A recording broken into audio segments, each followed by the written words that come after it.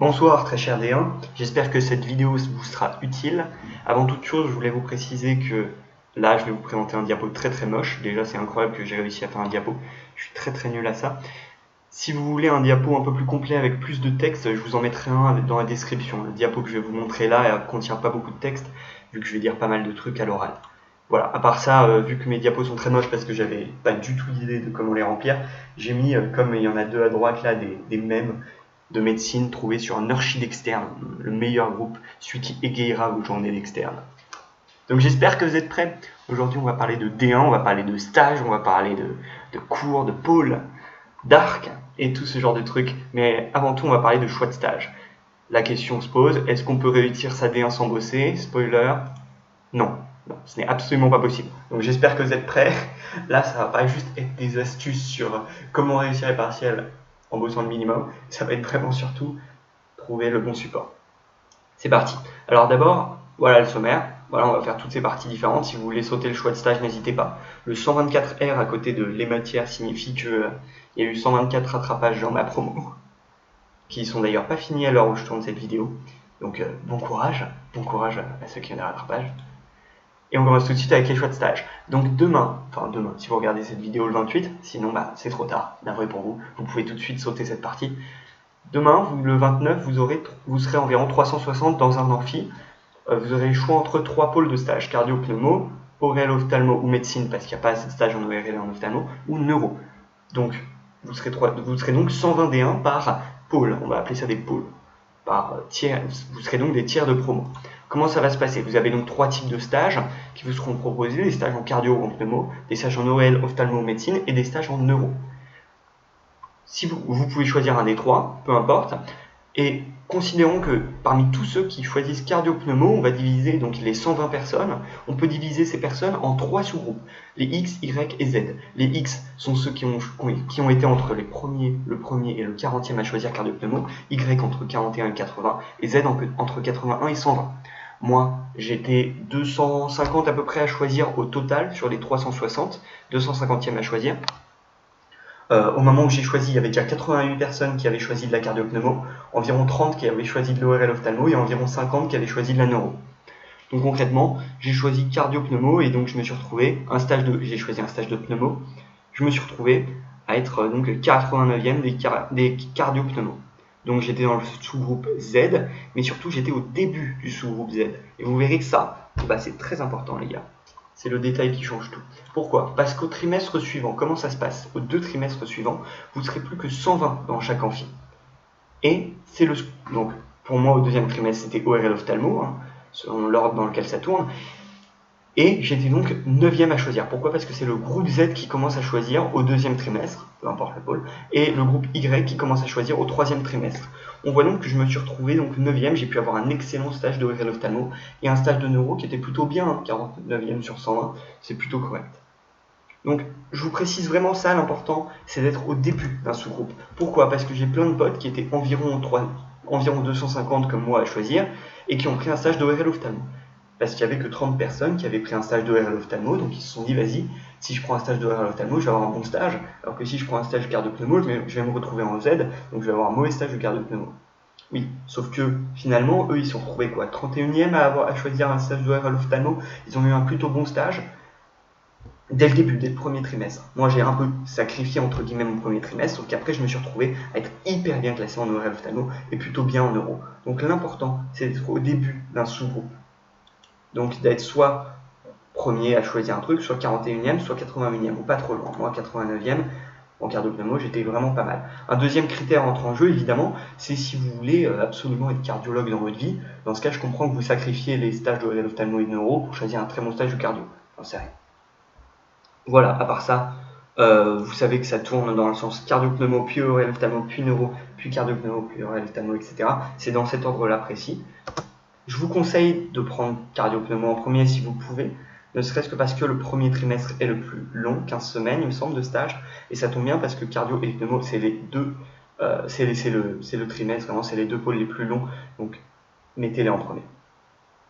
À part ça, voilà, il faut savoir être stratégique. Donc, qu'est-ce que vous faites? Je vous conseille le jour du choix de stage de prendre une feuille, 3 colonnes, cardio, pneumo, ORL, ophtalmo et neuro, et vous mettez un petit bâton chaque fois qu'il y a quelqu'un qui choisit un stage dans un de ces 3 pôles. Comme ça, vous savez exactement combien vous allez être si vous choisissez un stage dans ce pôle, et vous pouvez vous démerder pour être au début d'un sous-groupe. C'est très stratégique, et oui, c'est beaucoup plus stratégique que vous ne pouviez le penser. Dans tous les cas, vous allez aller sur PASS avant, pass.upmc.fr pour voir les évaluations de stage, et ne sous-estimez pas les stages en banlieue ou dans des hôpitaux un peu plus petits que la Pitié-Salpêtrière et Saint-Antoine. Moi, sur mes 3 années de médecine jusque-là, en P2 et en D1, j'ai eu que un stage à la Pitié et c'était mon stage infirmier. À part ça, j'ai jamais été à la Pitié ou à Saint-Antoine, mais franchement, j'ai eu des très bons stages. Longjumeau en pneumo, c'était très loin. Bon, ça n'existe plus. C'était très loin, c'était 1h30 de trajet. Je faisais 2 journées complètes par semaine, mais c'était hyper instructif. On avait vraiment tous les cas de pneumo possibles. Et pourtant, j'étais 89e à choisir de la cardio-pneumo sur 120. On reparlera de la pneumo dans les matières. Justement, les matières. Vous avez, j'espère que du coup c'est clair pour les choix de stage. Si vous avez encore des questions, vous pouvez me les envoyer. Pour les matières, vous avez 4 types de matières, les pôles ou CCPC, cardio, pneumo, ORL, ophtalmo, neuro, des EIA, 2, HGE, uronéphro. Je vous précise que pour les EIA en D1, c'est très différent des EIA en P2, c'est-à-dire que vous travaillez pas seulement jusqu'à la sémio, vous travaillez aussi des pathologies et même un peu des traitements parfois. Donc finalement, ça se rapproche beaucoup plus de pôles. Les petites matières, bactériaux, viraux, parasitaux, qui représentent les 3, la microbio. Vous avez à côté génétique immuno qui tombe en même temps et pharmaco-anapathe qui tombe en même temps. Et vous avez en plus 2 UE libres. Ne prenez pas l'UE libre microbiologie. Pourquoi? Moi, disons que la promo d'avant nous avait dit ouais, microbio c'est méga planque, faut absolument prendre ça. D'accord, bon, j'ai pris microbio, on est 40 à avoir pris microbio en se disant waouh, ça va être super planque. Finalement, on s'est bien fait défoncer sur les 40 qui ont pris microbio, 19 rattrapages. Presque la moitié ont eu rattrapage. J'y ai échappé, mais de pas loin, honnêtement. Et au prix de certaines techniques au partiel que j'évoquerai pas ici parce que cette vidéo est sur YouTube. Bon, du coup, concrètement, sur toutes les UE libres, il y a très peu de rattrapage. À part en microbio, sur toutes les autres UE libres, il n'y a que 2 rattrapages, et microbio, il y en a 19. Donc 21 rattrapages au total dans les UE libres. Voilà. À part ça, oui, un petit point sur les pôles. Les pôles, concrètement, vous allez aller beaucoup plus loin que les EIA. N'ayez pas peur si vous vous souvenez pas trop des EIA cardio, pneumo, neuro. C'est pas hyper grave en soi. Moi, je me souvenais de quasiment rien. Hein. Vous savez comment j'ai passé ma P2. Hein. Mais franchement, vous allez revoir pas mal de trucs. C'est un peu différent. Et puis, les bases que vous aurez suffiront en plus des stages qui vont vous aider à revoir toute la sémio. Vous allez étudier donc par pathologie globalement, avec pour chaque pathologie des étiologies, les facteurs de risque évidemment, les signes cliniques, les examens complémentaires à faire, comment faire le diagnostic et au final comment faire le traitement et comment évolue la maladie. Voilà, donc c'est à peu près ça pour tous les pôles. On commence donc par le pôle pneumo. Pour moi, la difficulté c'est 3e sur les 5 pôles. Avec 8 rattrapages au partiel, c'est pas le pôle le plus dur, mais il y a pas mal de variétés en pneumo, c'est-à-dire que les chapitres sont très divers et la difficulté est très hétérogène. Le chapitre cancer, le chapitre pneumopathie interstitielle diffuse vont vous faire chier particulièrement, mais ils vont vous aider pour d'autres pôles à venir. Les cancers vont vous aider pour onco, pneumopathie interstitielle diffuse vont peut-être vous aider pour médecine interne, ou ce genre de choses. Le référentiel au final est plutôt court et le partiel est plutôt facile, avec un peu toujours les mêmes chapitres qui tombent, genre cancer, c'est un grand classique par exemple. Ce qui permet d'avoir 8 rattrapages. Alors, c'est pas négligeable, mais je pense que c'est parce qu'il ne remonte pas du tout les notes pour le coup en pneumo. Le seul support à utiliser, c'est le collège. 6e édition, il fait 350 pages, il est vraiment super bien. Et il est disponible gratuitement en ligne si vous ne voulez pas avoir à l'acheter. Évidemment, tous les collèges et livres dont je vais vous parler dans cette vidéo, hormis les polis et les fiches, ils sont tous disponibles gratuitement à la BU, à l'emprunt. Voilà. Ensuite, en pneumo, vous avez 2 méthodes, suivre l'ordre des confs ou suivre l'ordre du collège. Alors, je vais vous expliquer les confs. Concrètement, tous les lundis à 14 h, quand vous serez en trimestre cardio-pneumo, vous aurez une conf corrigée en amphi, c'est-à-dire des QCM corrigés par un prof en amphi et vous pouvez poser vos questions. Je ne sais pas trop comment c'est, j'y suis jamais allé, mais apparemment, c'est plutôt bien. C'est ce qu'on m'a dit, c'est plutôt intéressant. Vous avez une semaine sur 2 une conf de pneumo, une semaine sur 2 une conf de cardio. Mais vous n'êtes pas obligé d'y aller, mais vous devez absolument les préparer. Pourquoi? Parce que la préparation de la conf est notée. C'est-à-dire que chez vous, le week-end précédent le lundi, vous devez aller sur CIDES dans épreuve et cliquer sur conf pneumo ou conf cardio et faire les QCM. Vous n'avez pas de temps limité, vous faites ça en autant de temps que vous voulez, vous avez votre support, vous avez votre collège devant vous, il n'y a pas de problème. Et ce que vous pouvez faire, si les confs tombent sur des chapitres que vous n'avez pas encore vus, eh ben je vais vous donner les corrections. En fait, les confs sont les mêmes chaque année, donc je vais vous donner les corrections. Vous n'êtes même pas obligé de réfléchir si vous n'avez pas envie. Bon, ça peut être utile de réfléchir, mais si vous voulez pas, si vous avez la flemme, eh ben je vous donne les corrections et vous pouvez les faire super vite. À part ça, moi, j'avais pas de... Parce que suivre l'ordre des confs, ça veut dire quoi? Les confs, en fait, c'est pas toute la pneumo et toute la cardio. À chaque fois, c'est seulement certains chapitres de cardio ou certains chapitres de pneumo. Donc forcément, moi, comme je suivais l'ordre du collège, il y avait certains chapitres qui tombaient lors de conf que j'avais pas encore révisé. Donc pas cool. Donc moi, j'étais obligé de faire avec les corrections. En pneumo, à part ça, vous verrez beaucoup de chapitres vous serviront d'intro pour d'autres pôles, donc il faut vraiment bien s'en souvenir de la pneumo, notamment les chapitres, les infections, les dyspnées, bon, tout ce genre de choses. La dyspnée, vous reverrez en ERL, notamment, et peut-être en réa, j'en sais rien. Et l'astuce que je vous donne en pneumo, c'est vraiment bien maîtriser les examens complémentaires. C'est pour ça que c'est pas absurde de prendre un stage en pneumo. Je dis ça parce que beaucoup de gens préfèrent prendre un stage en cardio. Moi, j'ai eu un stage en pneumo et je regrette pas du tout. Et je préfère largement les stages en pneumo jusqu'ici parce que ça vous permet de voir tous les examens complémentaires. Moi maintenant je sais interpréter un scanner, une radio du poumon, TEP scan, fibroscopie, gaz du sang, EFR. Tu as vraiment énormément d'examens complémentaires à maîtriser en pneumo. Alors qu'en cardio, il y en a moins. Il y a des ECG bien évidemment, mais les ECG vous les interprétez dans un peu tous les services. Moi j'ai eu des ECG dans tous mes stages. Donc vous voyez ce que vous voulez faire. Dans tous les cas, pour maîtriser les EFR, vous devrez aller sur Google et taper EFR ECN pour trouver un chapitre caché. En fait, c'est un chapitre qui n'est pas dans le collège de pneumo et qui vous apprend à lire des EFR. Vous devez le lire, étant donné que chaque année au partiel, vous avez très souvent à chaque partiel au moins un EFR qui tombe et vous pouvez en avoir aussi à l'ECN. Globalement, ne pas perdre trop de temps en pneumo parce que la cardio, c'est beaucoup plus long et vous devez garder du temps pour la cardio. Justement, la cardio, pour moi, c'est le plus dur de tous les pôles. Vraiment, la cardio, vous devez prendre beaucoup de temps. Moi, je l'ai faite en 5 semaines, mais ce fut vraiment très douloureux pour moi. J'ai vraiment été une machine pendant 5 semaines. Je vous conseille de vous prendre beaucoup plus que 5 semaines. Attention, la difficulté en cardio, c'est que tous les chapitres, pour le coup, se ressemblent tous, contrairement à la pneumo. Donc, vous risquez de tout confondre. Vous avez en plus plein de médicaments à connaître, c'est un vrai plaisir. Le référentiel est long, voire très long. Le partiel est plutôt difficile, avec quand même certains QCM simples qu'il ne faut pas louper, notamment sur les facteurs de risque cardiovasculaires. L'année dernière, 10 rattrapages, mais je les soupçonne vraiment d'avoir remonté les notes. Vous verrez que globalement, dans les pôles, il n'y a pas trop de rattrapage, parce que les gens travaillent beaucoup les pôles. Donc c'est normal, mais il faut les travailler, et ceux qui ne les travaillent pas ont des rattrapages. Comme d'hab, soit vous suivez l'ordre des confs, soit vous suivez l'ordre du collège. Moi, j'ai encore une fois suivi l'ordre du référentiel. Et voilà. Bon, ce qu'il faut savoir, c'est que la cardio, vraiment, elle va vous faire un peu souffrir. Moi, je l'ai eu, je l'ai bossé en plein milieu du way. Enfin, pas en plein milieu, mais au moment du way, j'étais en train de bosser la cardio. Donc vraiment, je suis arrivé au way avec un mauvais mood. Mais ne vous inquiétez pas, honnêtement, c'est juste un mauvais moment à passer. La règle comprendre avant d'apprendre n'a jamais été aussi juste parce que vous verrez que les mécanismes, si vous apprenez juste bêtement, vous allez confondre tous les chapitres de cardio. Concernant le support, vous en avez 3. Le poly de la fac et le référentiel pour le partiel. Il est plus court, il fait 580 pages je crois. Askip il est bien fait et puis il est pas cher. C'est le référentiel qu'utilisent le plus de gens, mais c'est pas le référentiel pour le CN.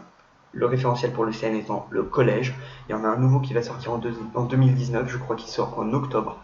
Il sera du coup tout neuf si vous prenez celui-là et honnêtement, s'il sort avant que vous travailliez la cardio, je vous conseille de prendre ce référentiel. Si vous avez celui de 2015, c'est un peu vieux et Askip le collège est pas très bien expliqué. On verra pour celui de 2019. Moi j'avais utilisé le KB. Le KB 2018, il est suffisant pour le CNL partiel. C'est normal étant donné qu'il est extrêmement long. 715 pages, c'est très pénible. À faire en 5 semaines, c'était très dur et en fait, il y a beaucoup de choses qui se répètent dans le KB. Donc au final, on se perd un peu. Mais il explique super bien, notamment il y a un chapitre sur l'échographie transthoracique, il y a plusieurs chapitres, vraiment tout est bien détaillé, tout est bien expliqué. Globalement on comprend beaucoup mieux que dans le collège et le poly je dirais. Il est plus récent, par contre évidemment il y a des trucs qui sont inutiles pour le CN qui sont présents dans le KB. L'ophtalmo, le plus facile des 5 pôles sans aucun doute.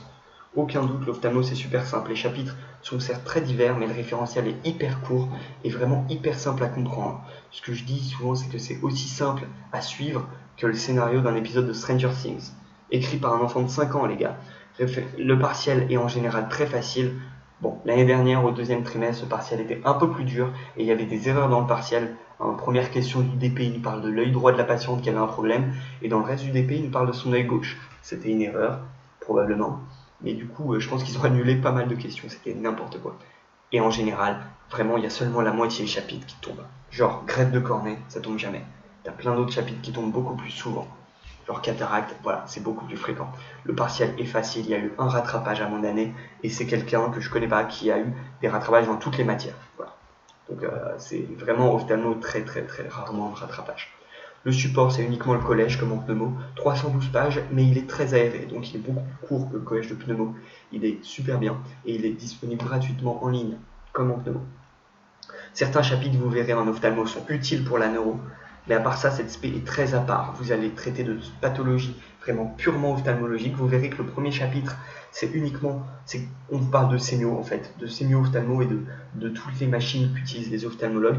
C'est principalement ce chapitre qu'il faut avoir lu avant d'aller au moins à la garde des urgences des 15-20. Je vais vous parler des gardes à la fin de cette vidéo. Voilà, le collège est très simple, c'est cool, vous avez moyen de torcher l'ophtalmo en 2 semaines, mais du coup, essayez de viser haut au partiel, vous avez vraiment moyen d'avoir une très bonne note. L'ORL, alors l'ORL, c'est le pôle avec le plus de rattrapage, 17 rattrapages. Pourtant, moi je le classe en difficulté 4ème sur 5 pôles. Pourquoi? Parce qu'en soi, le cours n'est pas très compliqué. Le poly n'est pas très long si vous utilisez le poly, le collège est un peu plus long, mais dans tous les cas, l'ORL c'est pas très dur. Simplement, c'est le partiel qui est chaud. Le partiel est chaud parce que déjà, il y a des détails qui tombent. Genre, par exemple, il y a quelques temps, je crois 2 ans, il y a eu tout un DP sur la polypose naso-sinusienne. Or, la polypose naso-sinusienne, ça fait une demi-page en poly. Sur 200-300 pages. Et la polypose naso-sinusienne, 10 questions au partiel. Donc, vraiment très chaud. Des fois, ça tombe vraiment sur des détails. Donc, il faut bien connaître l'ORL en détail. Et en plus de ça, des fois, vous avez quelques QCM qui sont sortis nulle part au partiel. Donc, vous n'avez absolument pas les réponses dans les collèges. Donc c'est les QCM qu'il faut faire au feeling. Vous n'aurez pas forcément les points, mais ça veut dire que sur les autres QCM, il faut assurer les points. 2 supports, le poly ou le collège. Le collège, c'est le référentiel pour le CM, mais moi j'ai fait le poly, parce qu'on m'avait dit que le collège était vraiment imbuvable, assez mal fait. Le poly est beaucoup plus court, et vraiment, ce qui est au partiel, c'est exactement ce qui est dans le poly. Sauf évidemment pour les questions un peu cheloues, qui sont nulle part. L'ORL, à part ça, c'est très lié à la pneumo, avec toutes les dyspnées, tout ça, et à la neuro. On va vous parler beaucoup de paires crâniennes. Donc voilà, ça vous fait un lien entre les 3 matières. Il y a beaucoup de QCM aussi qui se ressemblent chaque année, quand même. Genre, typiquement, dès que vous avez un chapitre sur les cancers ORL, c'est tout le temps les mêmes questions. Quels sont les examens complémentaires à faire dans le cas où tu trouves une adénopathie? Que faire, machin. Voilà, c'est un peu toujours la même chose. Donc faites des annales, faites au moins une annale avec un DP sur les cancers par exemple. Bon, après l'ORL, qu'est-ce que j'ai à vous montrer? La neuro. La neuro, c'est le dernier pôle que j'ai fait. Donc lui, l'avantage, c'est qu'il vient tout seul, il n'y a pas d'autre pôle avec lui, donc vous avez le temps pour la neuro, en tout cas un peu plus. Les chapitres sont vraiment très divers, et moi je l'ai mis en 2e en difficulté parce que vous avez aussi des milliers de médicaments à connaître comme en cardio, et des milliers de pathologies. Sauf que, contrairement à cardio, les chapitres sont très divers, et vous avez énormément de pathologies différentes. Ce qui fait qu'il y a plein de maladies, vous les oubliez à la fin de votre collège. Le partiel, donc vous allez me dire, oui mais qu'est-ce qui rend ce truc, qu'est-ce qui fait qu'il n'y a que 2 rattrapages? Si le truc est long, en plus c'est très long, c'est très compliqué, oui, mais le partiel au final est plutôt facile. Il n'est pas très compliqué, c'est pour ça qu'on n'a que 2 rattrapages. En plus du fait que peut-être il remonte les notes, mais j'en suis même pas sûr. Les 2 supports sont le collège et le Medline. Le Medline est plus long, et ce n'est pas la référence pour le CM, mais il est beaucoup mieux expliqué, donc c'est pour ça que moi je l'ai utilisé. Malgré tout, je vous conseille le collège, parce que c'est vrai qu'il y a des trucs qui sont dans le Medline qui ne sont pas dans le collège, et il y a des trucs du collège qui ne sont pas dans le Medline. C'est du détail, mais juste pour ça, je vous conseille d'utiliser le collège. Et je regrette un peu d'avoir fait le Medline. Malgré tout, même si vous faites dans le collège, je vous conseille d'aller visiter le Medline, ne serait-ce que pour les premiers chapitres. C'est-à-dire le chapitre d'anatomie fonctionnelle, le chapitre sur les coupes d'imagerie, le chapitre sur les EMG. Genre ces 3 chapitres, il faut absolument les voir, même si vous travaillez dans le collège. Et puis il y a aussi un chapitre à la fin du Medline qui concerne les examens complémentaires en neuro, notamment les ponctions lombaires. Et ça, pareil, je vous conseille de les voir. À part ça, moi j'ai bien aimé la neuro, c'est assez divers, donc on s'ennuie beaucoup moins qu'en cardio. Ça fait moins mal à la tête qu'en cardio, j'ai trouvé. En plus, vous avez plus de temps pour le faire, souvent, vu que vous n'avez pas un autre pôle avec. Mais ça reste parfois très chaud à comprendre. Donc, essayez de prendre du temps sur la neuro. Et limite, vu que ça tombe pas trop sur les détails, essayez d'avoir une bonne structure globale sur chaque pathologie. L'étiologie, le diagnostic, l'évolution, les traitements. Et évidemment, les signes cliniques. Quitte à laisser des détails sur les côtés, je vous conseille de vous faire une fiche pour chaque pathologie. Moi, c'est ce que j'avais commencé à faire à la fin, j'ai jamais pu terminer, mais une fiche sur toutes au moins les petites pathologies que vous oubliez facilement, avec vraiment les éléments les plus importants. Ensuite, après la neuro, vous avez les EIA, l'EIA HGE. Hépatogastro-entéro, vous passez l'examen en octobre, c'est votre premier partiel de l'année. C'est une EIA qui est plus facile que l'EIA uronéphro, il faut le savoir, mais la difficulté est hétérogène. Il y a certains trucs que j'ai toujours pas compris. C'est que des QI au partiel. Il faut savoir qu'il y a eu 9 rattrapages l'année dernière. La répartition, c'est 9 questions d'embryo, 4 questions d'histo, 12 questions de physio, 15 questions d'anat et 50 questions de pathologie sémio. Je vous ai dit, en D1, dans les EIA, vous avez beaucoup plus de pathologie. On vous parle de maladies. Et d'ailleurs, cette dernière partie, pathologie sémio, est vraiment la plus dure de l'EIA HGE. Donc il faut absolument assurer les autres parties. Tout le reste, il faut l'assurer parce que ces QCM, vous n'êtes pas sûr d'avoir la moyenne sur les 50 QCM. Globalement, 9 rattrapages à mon année, c'est pas négligeable, mais c'est pas énorme non plus. Je pense pas qu'ils aient remonté les notes, ou peut-être un peu, j'en sais rien. Alors, le support que je vous conseille, c'est des fiches. Mais je connais pas de fiches à vous conseiller, mais vraiment utiliser des fiches. Parce que ce que vous dit la fac, sinon, c'est d'utiliser le livre bleu. Le livre bleu, c'est les fondamentaux de la pathologie digestive, mais je vous le déconseille. Moi, c'est ce que j'ai fait, mais c'était une grosse erreur. Vous verrez que j'ai fait plein d'erreurs en D1. Le support est trop long, et de toute façon, en D2, vous aurez tout oublié. Vous allez vous perdre dans ce support. Moi, j'ai vraiment tout oublié de l'hépatogastro-entéro. Faites dans des fiches. Si vous voulez quand même faire dans le livre bleu, sachez qu'il est gratuit, disponible en ligne. Mon commentaire, c'est que j'ai mis un mois, moi, à faire cette IA HGE, parce que j'étais sur le livre bleu. Mais à mon avis, si vous faites dans des fiches, vous pouvez vraiment torcher cette IA en une semaine. Perdez pas de temps, parce qu'il faut absolument avoir commencé les pôles en septembre, notamment si vous êtes en cardio ou en pneumo. Ce que je vous donne comme astuce, c'est de vraiment pas laisser tomber notamment l'anat, qui est pas dur, il y a beaucoup de coupes. Et vous inquiétez pas, si vous assurez au moins les premières parties, c'est vraiment pas une matière difficile à valider normalement. Voilà. Contrairement aux microbios, les microbios c'est beaucoup plus la galère, c'est la douille. Vous voyez, dès le début je vous le mets, les microbios, on a 58 personnes à mon année qui ont eu au moins un rattrapage dans une des microbios. C'était une purge. Avec combien de rattrapages environ 37. C'était vraiment n'importe quoi. C'est considéré comme une petite matière, mais non, c'est beaucoup plus long qu'une EIA. C'est beaucoup plus long que l'EIA HGE. Moi, je l'ai fait en 9 jours, mais franchement, j'étais pas bien. C'était 9 jours qui étaient un vrai calvaire pour moi. Et c'était très tendu. Je vous conseille de prendre beaucoup plus que 9 jours pour finir ces 3 matières. Ces 3 matières, sinon, c'est du par cœur pur, c'est pas très dur, c'est juste très chiant, ça fait mal à la tête. Mais c'est utile pour le pôle maladie infectieuse, en tout cas, je suppose, j'ai pas encore fait le pôle, mais je pense que c'est utile. Attention, même si c'est un pôle, il faut bien retenir les prises en charge comme si c'était un... même si c'est pas un pôle, il faut le travailler comme si c'était un pôle, c'est-à-dire, il faut bien retenir les prises en charge des patients infectés parce que ça tombe souvent. Les profs s'amusent à mettre des DP avec tel patient est allé dans tel pays, il a tel symptôme, qu'est-ce que vous pensez que c'est comme maladie, qu'est-ce qu'il faut faire comme examen complémentaire, qu'est-ce que vous mettez comme traitement. Donc vraiment, les partiels ressemblent à des partiels de pôle, et c'est ça qui fait toute la difficulté des microbios. Ça va dans les détails, et c'est beaucoup de DP, les DP sont insupportables. On va commencer par la bactério. La bactério, pour moi, difficulté, c'est entre les deux microbios. En soi, les QCM sont assez chauds, mais les annales se répètent souvent, donc il faut faire beaucoup d'annales. À mon année, il y a beaucoup de gens qui ont fait que des annales, mais il n'y avait pas non plus au partiel que des annales. Donc ils se sont fait piéger, c'est principalement pour ça qu'il y a eu 28 rattrapages, je pense. Malgré tout, il y avait quand même beaucoup de QCM qui ressemblaient aux annales. Donc il faut absolument faire 2-3 sujets au moins, et bien les connaître. C'est des QI, un petit DP en général, qui n'est pas hyper dur, mais qui est plus dur que les QI.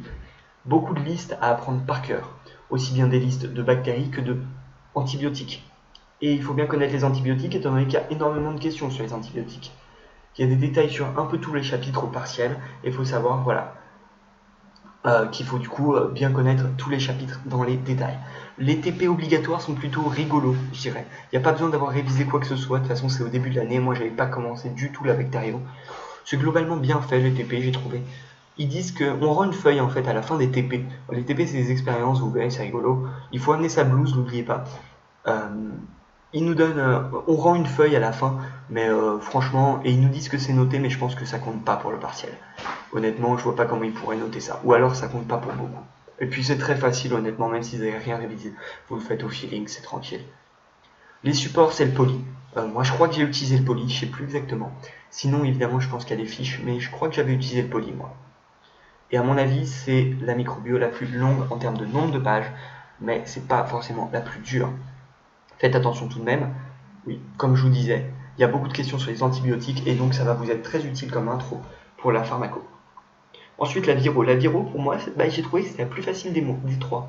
Pourtant, c'est celle où il y a le plus de rattrapages. 37 rattrapages gagne le prix d'or du nombre de rattrapages en D1 au partiel de D1. Le poly est pas très long, mais tous les virus peuvent tomber. Tous les virus peuvent tomber, ouais. Tous les virus peuvent tomber, mais quand même, il y en a certains qui tombent plus. Visez quand même VIH, herpès, hépatite. Mais voilà, vu que le poly est pas très long, il faut quand même être très précis sur ses révisions. Il y a certains QCM qui sont redondants, je pense notamment aux sérologies dans l'hépatite B. Donc il faut que vous ayez fait 1 ou 2 sujets d'anal. C'est pas possible d'y aller sans avoir fait les annales. Au final, la viro, le plus dur, c'est qu'il y a quelques DP. Et puis surtout, je pense qu'il ne remonte pas du tout les notes. Et c'est pour ça qu'il y a autant de rattrapage. Bon, le support à utiliser, c'est le poly absolument. Le poly est vraiment super bien fait. Sinon, vous avez aussi des fiches probablement. Mais moi, je conseille le poly, c'est ce que j'avais fait. L'astuce que je vous donne, c'est d'être vraiment très au point sur quel virus fait partie de quelle famille. Limite, vous faire des schémas. Parce que vous verrez qu'entre les 3 microbios, c'est surtout des listes de bactéries, de virus, de parasites. Et vous risquez de tout confondre. Donc vraiment, faites-vous quitte à faire un petit schéma. Il faut que vous connaissiez toutes les caractéristiques principales de chaque virus. Et attention à ne pas confondre avec les bactéries. Troisième partie, donc c'est la parasito. Et ça, pour moi, c'est le plus dur. Vraiment, la parasito, pour moi, j'ai trouvé ça atroce. Ils nous prennent pour des infectiologues, simplement déjà parce qu'il n'y a que des DP. Bien sûr, il n'y a que des DP, on vous dit oui, telle personne est allée dans tel pays étranger, quel parasite c'est. Et on vous dit oui, tel parasite, quels organes il peut toucher. Oui, le patient, vraiment, c'est que des questions comme ça. Et c'est super chaud. C'est super chaud. Il y a quand même eu 20 rattrapages, mais je pense qu'il y a eu des notes remontées, notamment via les interros. Parce que la parasito, ça méritait beaucoup plus que 20 rattrapages à mon avis. Il y a énormément de parasites à apprendre. Plus de 30, il me semble 35, peut-être, je sais plus exactement. Il y en a énormément. Les TD sont obligatoires. Mais en fait, non, les TD sont pas obligatoires. L'interro de 15 minutes avant le TD est obligatoire. Les interros comptent pour une grande partie du partiel, alors comme 25%, il me semble, ou non, plus que ça, peut-être 40%. Bref, ce qu'il vous dit, c'est que les interros, ça compte pour énormément. Mais je pense que c'est faux. Enfin, je pense que ça marche pas comme ça. Parce que moi, j'ai dû avoir 5 sur 20 à toutes les interros. Mais pourtant, j'ai validé même à 12, je crois, ce qui était absolument absurde. Parce que j'avais eu, je pense, vraiment 5 sur 20 à chaque interro, je ne connaissais pas du tout, j'ai mis quasiment tout au hasard. Ce qu'ont dit les profs juste avant le partiel pour rassurer ceux qui avaient foiré les interros, c'est que les interros ne pouvaient que remonter nos notes. Je pense que c'est plutôt comme ça que ça marche. Et bien sûr, comme les TD en soi sont pas obligatoires, vous pouvez partir du TD après l'interro. Seul l'interro est obligatoire et elle dure 15 minutes et c'est en salle informatique. Et vraiment, vous ne pouvez pas tricher pendant l'interro pour le coup. Ou très difficilement. Le support à utiliser, pour moi, c'est les fiches qu'a fait Lucille qui ont sauvé beaucoup de personnes l'an dernier. Je vais vous les donner, elles sont vraiment super bien. Et j'ai pas d'astuce à vous donner pour cette matière, juste bonne chance. Le IA uronéphro. Le IA qui est plus dur que l'AGE qui arrive pendant le 2e trimestre. Cette IA uronéphro, honnêtement, c'est très compliqué et c'est sa principale difficulté. Honnêtement, moi je compare sa difficulté au scénario d'Inception. Oui, donc très compliqué à suivre. C'est pour ça qu'il faut faire plusieurs fois l'uronéphro. Mais au final, c'est pas très long l'uronéphro. Et c'est quasiment que de la physio. Donc au final, quand t'as compris, quoi. Et tout de mettre 12 rattrapages, ce qui est pas négligeable, mais pas énorme non plus. Les supports, mais je pense qu'il y a eu des notes remontées, notamment parce que dans le partiel, je crois qu'il y a eu des erreurs. C'était un peu n'importe quoi le partiel notre année. Je pense qu'ils ont remonté pas mal les notes et ont annulé pas mal de QCM. Le support à utiliser, c'est le poly et ou les vidéos. Moi, ce que j'ai fait, c'est que je lisais le poly, puis je regardais la vidéo correspondant au chapitre, et comme ça me permettait de voir 2 fois. Et les vidéos, on comprend mieux que dans le poly.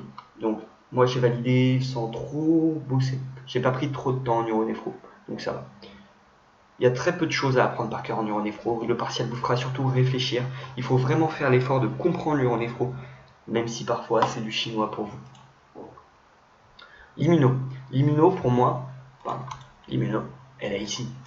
L'immuno, pour moi, c'est une difficulté moyenne, peut-être un peu plus chaud, c'est certainement plus chaud qu'en P2. Les QCM sont plus difficiles, mais certains sont redondants. Donc il faut avoir fait pas mal d'annales, encore une fois, en immuno.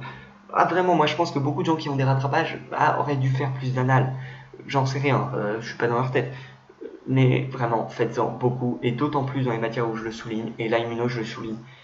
C'est que du par cœur, je pense que ça marche bien en mémoire courte. N'hésitez pas à faire la petite confrérie des travailleurs nocturnes, ça marche bien. Travailler pendant la nuit, moi j'avais fait 2-3 annales pendant la nuit avant le partiel. Voilà, à part ça, il y a quand même 24 rattrapages, ce qui place cette matière à 3ème position de la matière avec le plus de rattrapages. Bon, ça ne détrône pas la viro et la bactério évidemment. Pas de poly pour cette matière, quel bonheur. Donc vous êtes obligé d'utiliser les vidéos et les diapos, sinon vous prenez des fiches. Moi je crois que j'ai fait vidéo plus diapo et c'est passé. Honnêtement, si vous faites vidéo et diapo, je pense que ça se fait en 3-4 jours. Vous rajoutez peut-être une nuit pour faire les annales et ça se fait. Voilà. Mais c'est certainement plus chaud qu'en P2. La génétique là par contre, à mon avis, c'est le même niveau, c'est la même difficulté qu'en P2. Le poly est pas très long, il est pas difficile à comprendre. Le partiel, il est pas particulièrement dur.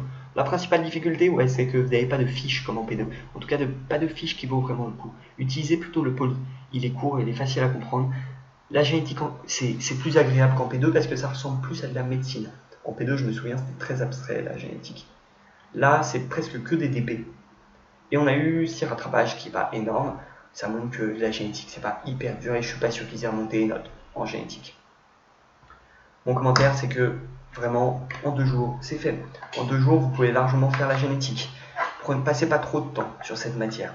Ayez une bonne structure de base pour chaque maladie génétique. Il faut que vous sachiez pour chaque maladie le mode de transmission, si c'est dominant récessif, autosomique, lié à l'X. Vraiment, tout ça, ça doit être clair. Parce que la principale difficulté, c'est que vous avez plein de maladies différentes, plein de maladies génétiques différentes dont on vous parle. Voilà pour la génétique, si c'est pas plus difficile que ça. La pharmaco, on arrive au 3e trimestre et même la fin du 3e trimestre, après les partiels de pôle du 3e trimestre. Pour moi, la pharmaco est moyen dur. En fait, la difficulté, c'est qu'il y a beaucoup de médicaments. C'est un peu un catalogue, la pharmaco. En fait, vous avez 2 parties. La partie pharmaco générale et la partie pharmaco-spé. La pharmaco-G, c'est beaucoup de l'UE6 de P1. Ça ressemble à l'UE6 de P1, c'est le même prof, Funk Brentano, il me semble. C'est très facile, c'est limite intuitif, vous avez à peine besoin de le lire. Surtout en pharmaco-G, les QCM sont toujours les mêmes. Mais genre, toujours les mêmes. Vraiment, c'est là-dessus que vous gagnez des points. Et c'est ce qui fait qu'il y a eu si peu de rattrapage. Donc là, pour le coup, vous ne pouvez que difficilement valider si vous n'avez pas fait d'annales. La partie pharmaco-G, que des annales. Vraiment. Que ça. La pharmacospé, par contre, c'est la partie difficile. Et là, par contre, c'est difficile d'avoir 10 sur 20 si on prend que la partie pharmacospé.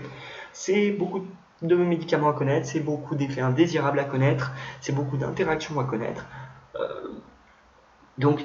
Et la difficulté, c'est que vous n'avez pas de poly. Vous pouvez travailler avec les diapos et les vidéos, c'est pas mal, honnêtement. Il y a probablement des fiches qui existent. Moi, j'ai bossé sur le collège de pharmaco. Je dis pas que c'était une bonne idée, mais je regrette pas de l'avoir fait pour le coup. Le collège de pharmaco est super long, 450 pages. Souvent, il est très inutile, parce qu'il y a beaucoup de trucs du collège qui ne tombent pas au partiel.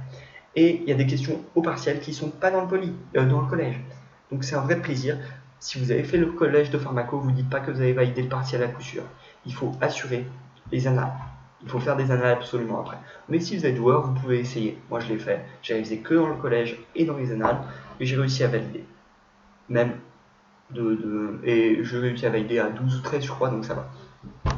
Il faut absolument lire les corrections 2D. Les corrections 2D, c'est des QCM qui peuvent tomber au partiel. Dans certains chapitres, ils disent même que les questions du partiel seront issues des questions 2D. Mais déjà, les ED, c'est très long à faire. Je me souviens, j'ai pas eu le temps de tous les faire. Et surtout, il y en a dans lesquels il y a des erreurs ou des ED avec des QCM qui sont pas au programme. C'est un vrai plaisir. Donc notamment l'ED sur les anti-hypertenseurs, vous le laissez tomber. Sauf s'ils l'ont changé, mais il y a plein d'erreurs, il y a plein de trucs hors programme, c'est n'importe quoi. Vous ne fiez pas totalement aux ED. Mais ça vous donne une idée sur les QCM qui peuvent tomber. Moi, je pense que la pharmaco, ça se fait en une semaine, si vous utilisez des diapos et des vidéos ou des fiches. Et puis moi, j'ai mis beaucoup plus que ça. J'ai dû mettre 3 ou 4 semaines à faire la pharmaco. Mais ça, c'était principalement parce que j'ai utilisé le collège et que c'était pas forcément une bonne idée. Ensuite, attendez, la souris fonctionne, oui. On va pouvoir passer à l'anapathe. La NAPAT pour moi elle est beaucoup plus facile et pourtant on a eu plus de rattrapage. Mais là pour le coup je pense qu'ils n'ont pas du tout remonté les notes. Et surtout il y a un élément difficile dans la NAPAT, c'est que même si vous connaissez par cœur votre poly, le poly ne vous apprend pas à lire des coupes d'anapath. La NAPAT c'est l'analyse microscopique de l'inflammation, des tumeurs, de l'amylose, des thrombus, des emboles. Donc c'est vraiment donc il faut être à l'aise sur des coupes. Vous avez plusieurs coupes au partiel et il faut savoir les lire. Le poly ne vous apprend pas à lire les coupes. Pourtant, je vous conseille de réviser dans le poly parce que il est super clair. Vraiment, réviser dans le poly, il va vous prendre en gros 2 jours maximum. Moi, j'ai mis 2 jours à faire le poly. Mais pour réussir les coupes, vous devez faire des annales. Moi, même juste après avoir lu le poly et l'avoir bien appris, j'avais pourtant que 8 ou 9 sur 20 aux annales parce que les coupes, j'y arrivais pas. Mais les annales sont corrigées avec une correction détaillée et ça c'est assez agréable pour le souligner et assez surprenant pour le souligner surtout. Donc faites des annales, lisez les corrections et dans les corrections en fait les profs vous expliquent comment est-ce qu'il faut lire les coupes. Si vous ne voulez pas avoir à faire trop d'annales, vous pouvez aller aussi au TP. Alors les TP sont en théorie obligatoires, mais bon, une personne peut signer pour plusieurs en général, donc ça va. Ce que je vous conseille, c'est du coup de faire le poly en 2 jours, puis après de faire au moins 3 sujets d'annales, voire plus, et bien les apprendre par cœur, et bien comprendre la méthode. Passer du temps sur la correction des annales, vu qu'il y a des corrections détaillées. Ça marche bien en mémoire courte, mais essayez quand même, c'est pour ça que je vous conseille moi je l'ai fait dans les 2 jours précédents partiels, mais essayez quand même de retenir un peu, parce que la NAPAT c'est vraiment intéressant, et c'est vraiment utile. Moi avant de la faire, je me disais putain ça va être chiant, ça va être inutile, mais vraiment c'est utile pour toutes les spé, et moi je comprends pas pourquoi on fait pas la NAPAT en P2. On passe aux 2 matières qui sont absolument super simples. Désolé, j'ai pas trouvé de même ni pour la génétique ni pour l'anglais. Du coup, vous allez plus vous faire chier, je suis navré. En anglais, pas de rattrapage. C'est que de il n'y a pas de grammaire en P1, c'est en D1. C'est juste compréhension orale et vocabulaire, ce qui rend le truc encore plus simple qu'en P2. Vous avez une fiche à utiliser avec tout le vocabulaire. Je suis désolé, je ne l'ai pas retrouvée cette fiche, donc il va falloir la retrouver ou la refaire. Si je la retrouve, je vous la mettrai dans la description de la vidéo, ou je vous la donnerai sur le groupe Facebook. Vous avez, alors, comment bosser l'anglais? Est-ce qu'il faut bosser l'anglais? Alors un peu, ne serait-ce que pour le vocabulaire. Il vous faut 30 minutes pour apprendre le vocabulaire d'anglais. 30 minutes, c'est exactement le temps de pause que vous avez entre le partiel de pharmaco et le partiel d'anglais. Vous voyez où je veux en venir? Oui. Bon, ces 30 minutes, je suis allé à la BU, j'ai appris l'anglais, je suis allé à l'anglais, j'ai réussi l'anglais. Et souvent, les notes sont carrément n'importe quoi, genre 16, 17, 18, c'est pour ça qu'il n'y a aucun rattrapage. J'ai même pas d'astuce à vous donner. En éthique, ensuite, c'est la dernière matière, et l'éthique, ça se valide sans partiel, ça se valide juste à la présence. Voilà, il faut aller à tous les ED, et pour un des ED, vous aurez une sorte d'oral à préparer. Vous verrez, ils vous diront oui, ouais, voilà, c'est ça, vous serez en groupe. Nous, on était 2, je me souviens, avec Damien, et vraiment, on n'a absolument pas préparé ça, on l'a improvisé. Ce que nous disait la prof, c'est qu'on peut préparer un diapo, on peut préparer une mise en scène si on veut, mais on n'est pas obligé. Alors, tout le monde a préparé des diapos, et puis nous non. Nous, Damien et moi, on est arrivés devant, et on a parlé, et puis, de toute façon, ça valide, c'est pas noté. Donc, on s'en bat les couilles. Voilà. Alors, l'astuce mais honnêtement, les ED d'éthique sont plutôt intéressants, j'ai trouvé. Les astuces que je vous donne, donc pour les pôles, possibilité de travailler quelques chapitres spécifiquement. C'est-à-dire qu'il faut absolument commencer à bosser les pôles avant d'avoir fini le pôle. Genre la cardio, vous ne pouvez pas vous permettre d'avoir fini complètement le cardio et bien appris par cœur avant de commencer à faire des QCM. Ce que je vous conseille, c'est de faire des QCM spécifiquement par chapitre. C'est-à-dire une fois que vous avez fait le chapitre de l'infarctus et le chapitre de l'hypertension, et ben de faire des QCM infarctus et hypertension.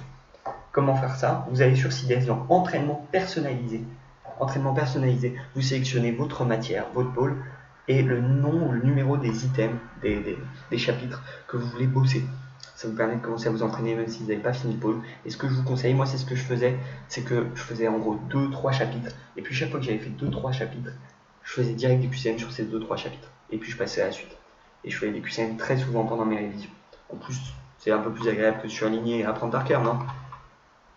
Enfin, oui, ma deuxième astuce, mais je vous en ai déjà parlé. Les comptes de cardio-pneumo, je vais vous donner les corrections. Donc, de toute façon, même si vous voulez le faire par vous-même, essayez de corriger avec les corrections avant de valider et de soumettre le questionnaire, histoire de ne pas avoir de mauvaises notes, parce que les confs comptent. Ce qu'ils font, c'est qu'ils prennent 2 confs de cardio, 2 confs de pneumo, et qu'ils font que ça compte pour un certain pourcentage du partiel, je ne sais plus exactement combien.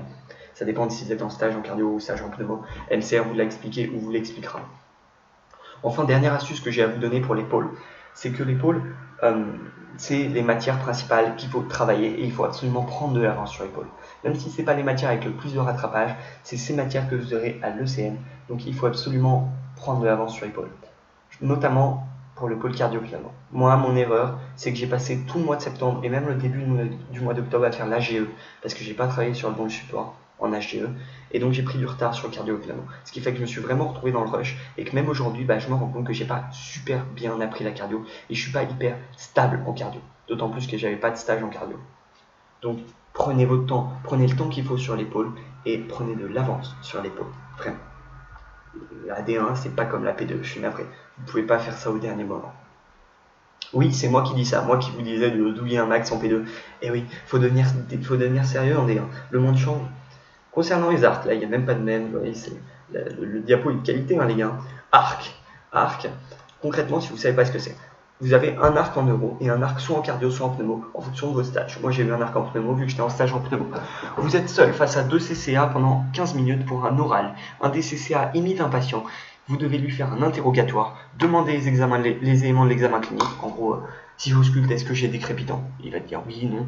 Demander les examens complémentaires, lire les imageries préparées au préalable. En gros, si vous demandez une radio, il va vous faire tiens, voilà la radio, il va te la montrer et il faut l'interpréter. Et enfin, poser un diagnostic et proposer une prise en charge. Ça compte comme 25% de la note du partiel, il me semble. Bon, l'arc, c'est assez stressant. Quand tu es dans la salle, tu es très stressé, mais globalement, rassurez-vous. Même si vous n'arrivez pas à trouver le diagnostic, vous avez quand même moyen d'avoir la moyenne. Et en général, les cas sont très évidents. C'est-à-dire que si c'est un patient qui fait un infarctus, ils vont vous donner tout. Le patient va être typiquement un patient qui ferait un infarctus. Dyslipidémie, fumeur, un homme, voilà, tabac, oui, fumeur, tabac, c'est logique. Donc, globalement, après l'interrogatoire, vous avez très souvent le diagnostic en tête. Moi, sur mes 2 arcs, à chaque fois, juste après l'interrogatoire, je savais déjà ce qu'avait le patient. Et c'est comme ça, très souvent. Mais du coup, il y a un piège, c'est qu'il ne faut pas oublier de faire l'examen clinique. Parce que, je vous jure, ça paraît con, mais il y a beaucoup de gens à qui ça arrive. J'ai connu beaucoup de gens à qui c'est arrivé. De simplement faire l'interrogatoire. J'ai fini mon interrogatoire, je me doute de ce que va être le diagnostic. Et donc, je demande direct les examens complémentaires pour faire le diagnostic. Et tu as des gens qui sautent l'examen clinique. C'est con, parce que l'examen clinique, c'est ce que vous bossez depuis la P2 et c'est ce que vous connaissez le mieux. Et ça vaut pas mal de points. En demandant, oui, est-ce que le patient, il a des crépitants à l'auscultation? Voilà, c'est vraiment la base. Ensuite, après l'arc, rassurez-vous pour l'arc, il y a très peu de gens qui n'ont pas la moyenne en arc. Ça arrive quasiment jamais. Vraiment. Vous pouvez toujours gratter des points. Les gardes, vous en avez 4. Les gardes, globalement, sont assez utiles, même si elles ne sont pas payées. Vous avez votre livret de garde. Vous devez valider au moins 40 gardes avant la fin de la D4. Vous pouvez commencer dès la D1, contrairement aux autres facs. La première garde dont je vais vous parler, c'est la garde labo du sommeil. C'est la seule à laquelle je ne suis pas allé. ASKIP, elle n'est pas utile, mais elle permet de valider une garde en très peu de temps. En gros, la garde labo du sommeil, elle est très courte. Il me semble que c'est un truc genre 18h, 22h, mais vous pouvez vous barrer en général à 20h. Vous voyez des polysomnographes. Mais moi, comme j'avais déjà des polygraphies dans mon service et que j'étais en pneumo, j'avais vraiment la flemme, donc je ne suis pas allé. Et puis, les gens qui y sont allés, ils m'ont dit que c'était pas très intéressant. Mais ça permet de valider une garde pour très peu de temps. Les gardes aux urgences des 15-20, urgence ophtalmo. Pour moi, c'est très intéressant si vous n'êtes pas en stage en ophtalmo. Et si vous n'avez jamais vu d'ophtalmo de votre vie, comme c'est mon cas, j'ai pas de lunettes. Ça vous permet d'apprendre au moins ce que c'est que les machines qu'utilisent les ophtalmologues, de mieux vous rendre compte de ce que c'est qu'une lampe à fente, qu'un tonomètre à air pulsé, d'un OCT, ce genre de trucs. N'hésitez pas à demander à voir les machines et à demander comment ça fonctionne, ça peut être assez intéressant. Et de poser des questions à votre interne. Le truc, c'est que vous suivez votre interne toute la journée, donc s'il n'est pas cool, c'est chiant. En général, vous pouvez partir dès le midi si vous demandez à votre interne. Mais bon, si vous restez l'après-midi, l'avantage c'est que vous avez l'occasion de voir le bloc ophtalmo. Moi j'y suis allé, c'est bien à voir une fois, mais c'est pas si intéressant que ça, j'ai trouvé. Surtout qu'on fait littéralement rien du tout. Et que moi en plus, ils m'expliquaient absolument rien. Mais sinon, voilà, c'est bien à faire une fois, une garde aux urgences 15-20, mais bon, moi j'en ai fait 2, la deuxième n'était pas très utile et je me suis un peu fait chier. La garde ensuite en usine neurovasque. Cette garde est vraiment bien si vous n'avez pas d'AVC dans votre service de neuro. Mais bon, comme toute garde d'unité de soins intensifs, ça dépend s'il y a beaucoup de patients qui arrivent ce jour-là. Si vous avez de l'AVC dans votre service de neuro, c'est pas forcément utile, je pense. Et sinon, ça vous permet de voir un peu, de commencer à voir des urgences. Et puis, moi, à chaque fois, je suis tombé dans mes gardes d'USI, que ce soit USI neurovasque ou USI cardio. J'ai fait de l'USI cardio sur les gardes d'été. Vous avez des gardes d'été que vous pouvez prendre en plus si vous voulez. J'en ai fait 2 en cardio. Et à chaque fois, j'ai eu des internes super cool. Donc, franchement, c'est très très bonne garde. Enfin, la dernière garde que vous avez, qui vous est proposée pendant l'année, c'est neurochir. Évidemment, vous avez d'autres gardes qui vous sont proposées par vos stages des fois. Mais en termes de garde commune, c'est les gardes de neurochir. Vous ne pouvez pas tous avoir des gardes de neurochir, il y a un nombre limité, mais il y en a en plus à l'été qui sort. Donc moi, j'ai pas pu en avoir pendant mon trimestre, j'en ai pris une l'été. Honnêtement, la qualité est très variable en fonction de l'équipe, du nombre de patients. Mais si vous avez des internes cool, il y a moyen d'aller au bloc et même de faire des trucs. Moi, je me souviens, ça m'a marqué, l'interne m'a quasiment laissé opérer un hématome sous-dural quasiment tout seul. Donc si ça arrive, ça c'est super cool. Vraiment. Et vous ne faites pas que du bloc, vous ferez aussi des entrées. Donc vous avez l'occasion de refaire des examens cliniques en neuro pour réviser un peu ça. Et ça, c'est super cool. Voilà pour les gardes. Donc je pense qu'elles sont vraiment bien. C'est vraiment utile les gardes et ça change un peu de vos stages. On va parler ensuite justement des stages. Alors les stages en D1, là, je vais vous donner mon avis personnel et c'est absolument pas objectif. Déjà que cette vidéo n'était absolument pas objective. Donc ce que je pense des gardes. Concrètement, les gardes en D1, c'est très différent des gardes de la garde les stages en D1, c'est très différent du stage de senior. C'est-à-dire que vous avez vraiment un rôle à l'hôpital, vous avez un rôle administratif, vous devez faire des entrées, vous devez rédiger vos observes dans l'ordi. Évidemment, ça dépend de vos stages. Et tous les stages ne sont pas pareils, très loin de là. Notamment un stage en chirurgie n'a aucun rapport avec un stage en hospitalisation. Et moi, je l'ai tout à fait vécu. Concrètement, ce que je vous conseille, c'est d'être très investi. Vous n'êtes là que pour 10-15 semaines. Donc, être investi permet déjà d'avoir une bonne relation avec vos médecins, avec les infirmiers, avec les aides-soignants. Si vous montrez que vous êtes volontaire, c'est là qu'ils vous laisseront faire des trucs. Notamment, moi, quand j'étais en stage de chir ORL à Tenon, j'ai appris à suturer. Directement sur le coup d'un patient, j'ai appris à suturer. Et comment ça se fait? À un moment, j'étais au bloc, la chire m'a dit il est 12h30, si tu veux, tu peux te barrer. Et j'ai dit non, je veux rester jusqu'à la fin de l'opération. Et pour me féliciter en quelque sorte d'être resté jusqu'à 14h, elle m'a laissé suturer, elle m'a appris à suturer. Donc voilà, en général, votre investissement, il paye vraiment. Et ça vous permet d'apprendre à faire beaucoup plus de gestes. Et même pas que des gestes, c'est-à-dire que, par exemple, en neuro, j'ai réussi à nouer une bonne relation avec mes internes, notamment parce qu'il y a une semaine où j'étais le seul externe et où vraiment c'était atroce, j'ai dû travailler énormément. Sauf que toutes les semaines d'après, mes internes, du coup, m'aimaient beaucoup, enfin m'appréciaient bien, et du coup m'apprenaient énormément de trucs. Donc en général, votre investissement, il paye beaucoup. Donc, je vous déconseille de sécher les stages. Je vous déconseille de prendre juste des stages planques. Donc voilà, les gestes que vous pouvez faire. Faites des gestes, faites plein de gestes, ça, vous pouvez apprendre à les faire et ça après c'est une grande fierté pour vous en général et c'est très intéressant. Moi j'ai le grand regret et la grande honte j'ai fait 15 stages, 15 semaines en pneumo et j'ai pas appris une seule fois à faire un gaz du sang. Et c'est vraiment une honte que j'ai parce que j'aurais pu demander mais j'ai jamais vraiment osé. En 15 semaines les gars, en 15 semaines j'ai jamais osé demander. Bon, je me suis vengé sur l'ORL en apprenant à faire des sutures et je me suis vengé en neuro en faisant pas mal de ponctions lombaires. Mais vraiment, si vous avez l'occasion, faites s'il vous plaît, faites des gestes. Vraiment, insistez pour faire des gestes. N'ayez pas peur. Une fois que vous l'avez vu, une fois, vous pouvez le faire. Moi, j'ai vu une seule ponction lombaire avant de faire ma première. Et ma première, je l'ai ratée. Bon, c'est comme ça. J'ai raté, l'interne a repris le relais. La deuxième, j'ai réussi. Et puis après, j'ai raté un peu au début et j'ai fini par réussir tout le temps. Vous vous améliorez comme ça. N'ayez pas peur d'échouer sur les gestes. N'ayez pas peur d'essayer, lancez-vous, vraiment. En termes d'investissement, je vous conseille, vous verrez qu'en stage, il y a des stages où vous n'êtes pas respecté. Les chefs de service, des fois, ne respectent pas les externes, les infirmiers ne respectent pas les externes, et c'est pour ça qu'on dit que souvent les externes sont des esclaves et ne sont pas respectés. Essayez de vous faire respecter. Genre, ne vous laissez pas appeler l'externe. Vous avez un prénom, les gars, ok?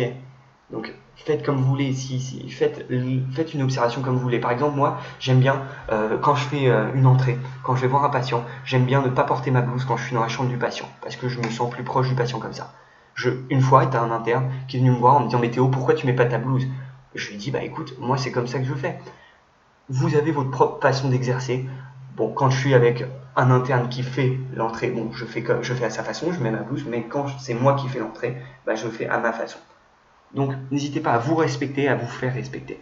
En échange, il faut que vous respectiez les autres. la première forme de respect et le conseil que je vous donne absolument, c'est ce que j'ai fait en euros, c'est de vous présenter le premier jour où vous arrivez. Des fois, vous savez pas trop comment faire, machin. Allez voir chaque infirmier, chaque aide-soignant, présentez-vous. Je m'appelle Théo, et toi comment tu t'appelles? Moi je suis externe, machin. Même si vous retenez pas tous les prénoms au début, vous allez voir que ça vous permet déjà de montrer que vous les respectez. Parce que beaucoup d'infirmiers pensent que vous les snobez. Et c'est pour ça que y a des infirmiers qui méprisent un peu les externes, pas tous heureusement, et il y en a qui les méprisent parce qu'ils ont l'impression que les externes les snobent. Ne snobez pas les infirmiers, ne snobez pas les aides-soignants, n'hésitez pas à vous présenter. Et si votre stage, vous êtes tenté de sécher parce qu'il vous apprend rien, parce que vous avez l'impression d'être inutile, il y a des stages effectivement où même si vous faites le maximum d'efforts, c'est des stages de merde.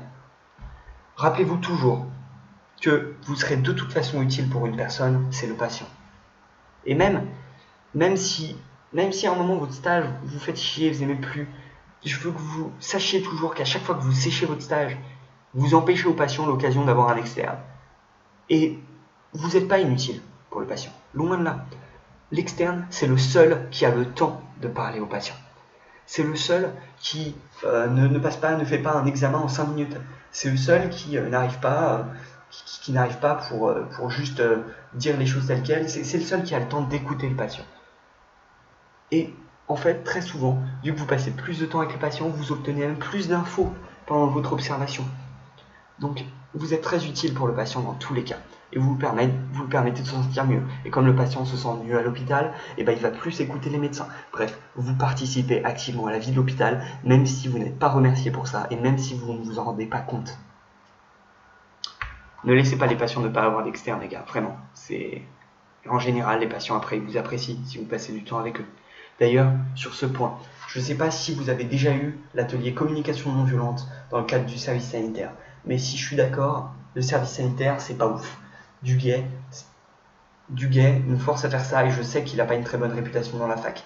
Mais ce qu'il organise pour la communication non violente, je vous assure que c'est hyper intéressant.